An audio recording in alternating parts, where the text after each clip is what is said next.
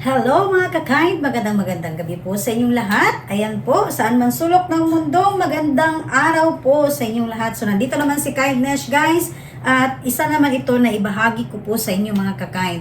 So although hindi na talaga to bago sa mga content ni Kindness, pero palagi ko pong ginagawa to tuwing taon. Ayan, dahil po para hindi naman masayang yung mga pagkain na binibili natin sa pagsapit po ng bagong taon. Lalo na po ang mga prutas.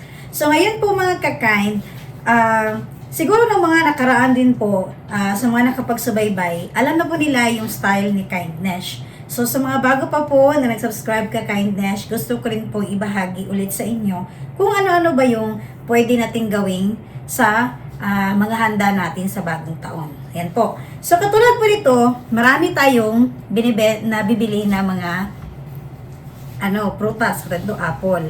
So alam niyo po ba guys, na napakasarap ng apple na maging fruit salad. Kaya lang, extra lang po talaga ng pag-slice. Yan. Extra na yung masipag at syaga talaga, no? Kasi nga, syempre, parang i-cubes-cubes mo siya na pag-slice. Ayan. So, gusto ko lang din ibahagi sa inyo. Since kasi guys, meron din po kasi akong cheese. Ayan. Kung may ano man yung ingredients sa bahay, kahit wala pong cheese po mga kakain, okay lang po yun. Ayan. So, ako kasi meron akong cheese. Kung ano yung nasa bahay nilang po. At ito naman ay white nata de coco. Ayan. So, nagtataka kayo, bakit may palagi akong prepared yung ingredients sa Kindness. Ayan. Actually guys, yung tuwing namamalengke kasi ako, bumibili ako guys kung saan yung mga mura na mga grocery. Bumibili na kasi ako nun. Para kung in case lang na needs ko na po gumawa ng mga dessert natin. So at least hindi na ako pupunta pa doon para bibili lang. So meron akong mga stock. Yan. Lalo na po kasi bago sasapit yung Pasko, ayan, naghahanda po kasi si Kindness yung mga ingredients sa Pasko at bagong taon. Yan. Ngayon kasi guys, pagkatapos ng bagong taon, may birthday kasi sa amin. Karawan po ng aking husband. Yan. So, diskarte tayo mga mamsi. Yan. Be wise tayo sa ating mga ihanda. Yan. Katulad po nito. So, ito is binili natin sa bagong taon. So, hindi na tayo bibili pa ng mga fruit cocktail, mga kakain. Kasi meron na tayong fresh pa na fruits. Okay? So, ito po guys. At umpisahan na ni Kindness ngayon ang aking paggawa po ng fruit salad. And then, may ibahagi rin po ako guys. Samahan niyo po ako sa huling yugto po ng aking vlog na ito. May papakita rin po ako sa inyo para malaman niyo rin po kung ano ba yung mga diskarte ni Kindness. Yan. Para hindi tayo tapon ng tapon sa pagkain at safe pa rin kainin. Yan po. So, mamaya ipakita ko po lahat-lahat. Okay? Alright guys. So, tapos na po guys na slice ni Kindness. So, sa mga guys, alam niyo po kasi yung apple, nag-iiba yung kulay. Ayan po kapag nababalatan natin. So, binalatan talaga lahat yan ni Kindness. So, kung napansin niyo po, nag-iiba yung kulay niya. Okay? So, babalik lang po yan sa dati guys, kapag malagyan natin ng cream at ilagay sa refrigerator. Yan. So, paghalo muna natin yung ating ingredients po. Ayan po, napakasimple ng ingredients ngayon ni Kindness. Ayan, yung ating white nata de coco lang po mga kakain. So, since kasi guys, sa bagong taon talaga, halos tikman natin, no? Mga masasarap, spaghetti, carbonara, fruit salad, at iba pa. So, ngayon, simple lang ang gagawin ni Kindness na mga natin ngayon, salad. Pero, masarap na rin ito mga kakain. Lalo na is fresh po yung fruits na nilagay natin. Okay? Ayan po guys. So, yung cheese, saka yung ating white nata de coco. Diba? Saka yung ating apple. Okay? So, ngayon guys, napakadali lang po mga kakain, no? Lagay na po natin yung ating cream. O, diba? So, kahit anong fruits ang gamitin natin, kapag marunong tayong magtimpla, no? Huwag yung sobrang matamis po talaga mga kakain. Kasi, para hindi po masayang din ang ating gagawin. Ayan.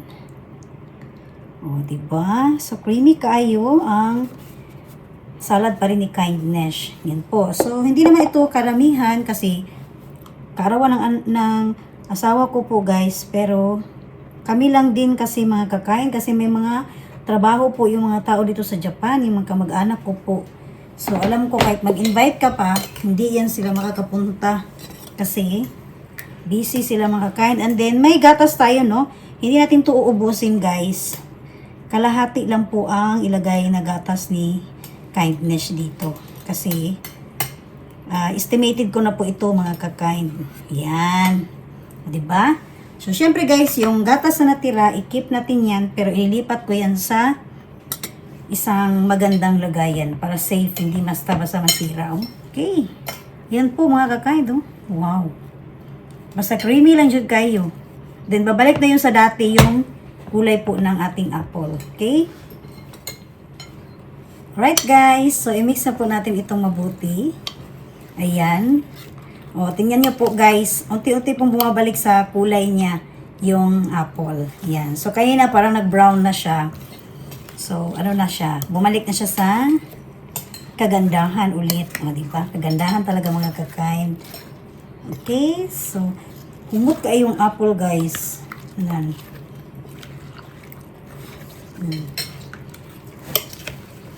Wow. Ganito lang siya guys. May fruit salad na tayo. Yan. Marami pa. Ito guys, ano to 5 apple yon, pero 4 lang ang slice ni Kindness. Kasi yung isa, may gagawin kasi ako doon. Yan. Wow. So, kay bagong taon, maraming mga pagkain. Kaya, simplihan lang natin guys. Masarap na to. Okay. Yan po. So, lagay na po natin to sa refrigerator mga kakain.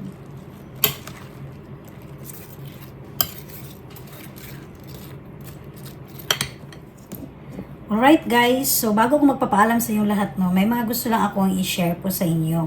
So since kasi sa bagong taon po, katulad po nasabi ko kanina sa huling yugto po ng aking video, gusto ko rin po kasi ibahagi sa inyo na kumbaga, kung may inihanda tayo, wag lahat po lutuin. Yan. So katulad po niya, ang ginawa ni Kindness, so naka-frozen ito mga kakain. So gumagawa kasi ako ng 120 pieces po na lumpia Shanghai. So alam ko na hindi ito mauubos. Yan. So, para isahang ano lang po guys, kasi ginigiling ko pa yung mga ingredients ko po, katulad ng carrots. Para isahang trabaho po. So, nilagay ko siya sa Tupperware. So, tingnan niyo po guys, so, matigas na po ito guys. Naka-frozen po ito. So, kinuha ko lang siya ngayon para gusto ko ibahagi sa inyo. Kasi para, pag gusto niyo pong kumain, yan. Sa mga restaurant kasi ganito lang din po Naka-frozen po yung iba. Yan. Katulad po yan sa mga Jollibee, may mga lumpia Shanghai nila, yung iba dyan, naka-frozen na po yan. Para, anytime magluto, gusto natin, meron na agad sa refrigerator. So, di ba guys? Isang trabaho lang po. Yan. And then, ito naman guys, kasi may ginawa kasi ako na, nalala niyo po yung bagong taon, gumawa ako ng agar-agar na may mga fruit cocktail, yan, parang special talaga kasi medyo matagal ako. So, ang ginawa ko naman, nilagay ko siya sa Tupperware, yung natira po, ayan, ito po. Para hindi siya masayang, kasi hindi ito basta-basta masisira, kasi niluluto ko talaga ang gelatin, tsaka yung pinanghalo ko pa dito ng mga gatas, ayan po. So, talagang niluto ko po ito mga kakain. So, para hindi masira guys, kasi masarap po ito, parang ice cream, ayan. So, lagay natin sa frozen. Ayan po. Kung may mga fruit salad po kayo na mga natira na, so syempre, minsan hindi na natin kaya pang kumain ng matamis. Tsaka minsan naman, sa mga araw na yun, maghahanap tayo para nag-craving tayo. So, ito po. Gawin nyo po ito guys. I-try nyo po sa inyong refrigerator. Ayan. Kahit ilang days pa yan, hindi to basa-basa masira kapag naka-frozen na. At masarap po siya. Kasi parang nag-ano ka na ng halo-halo. Yan. Masarap po siya mga kakain. Kasi ginagawa ito ni Kindness. Para ding mga ice candy, ice cream, yun. Kasi timplado sayang po.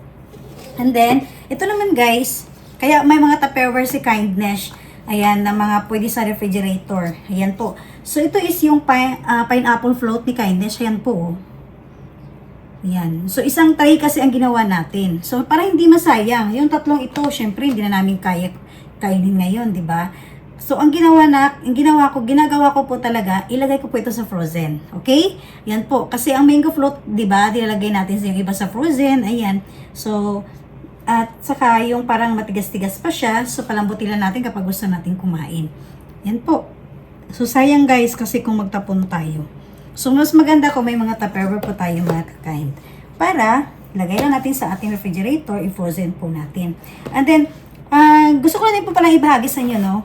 Yung kapag maggawa kayo ng lumpia Shanghai, mas maganda po guys kung i-frozen nyo sa Tupperware talaga siya ilagay. Yan, wag yung sa mga plastic or mga yung disposable na plastic na parang pack lunch, yun. Kasi minsan ginagawa yun ni Kindness. Pero mas gusto ko ibahagi sa inyo yung ganito po. Yun, sa Tupperware talaga maganda siya, naka-frozen. Okay? Yan po mga kakain. Alright? Alright guys, so ito na po yung ating apple po mga kakain, no? Ito po is nilagyan ko po siya ng suka at asin. So ito ang craving ni Kindness dahil parang naumay ako sa mga matatamis po mga kakain. So ito yung ginawa na ko. Yung ating apple po na isang pirasong apple. Ginawa ko kung parang mangga. Okay? And then yung ulam natin mga kakain, ay yan! Dahil nga po, naumay tayo sa puro karnino. Ngayon naman is manok po ito guys na sinabaw na manok mga kakain. Na butangan na to bihon. O diba? Lami kayo ang panihapon ni Kindness ron. So mga on sa mga kakain no. Okay? Alright guys, so ngayon po ako na pagpapaalam sa inyong lahat dahil magapunan muna kami mga kakain no. Yan po, so talagang takam na si Kindness ito. Ito talagang hinahanap ko guys, yung parang may suka-suka ba. Okay? So, maraming salamat po no sa lahat ng mga nagsubaybay. Ayan po. Thank you talaga. So, please po, subaybayan niyo po ang aking mga susunod na ma-upload po na videos. Bye guys! Domo arigatou gozaimasu!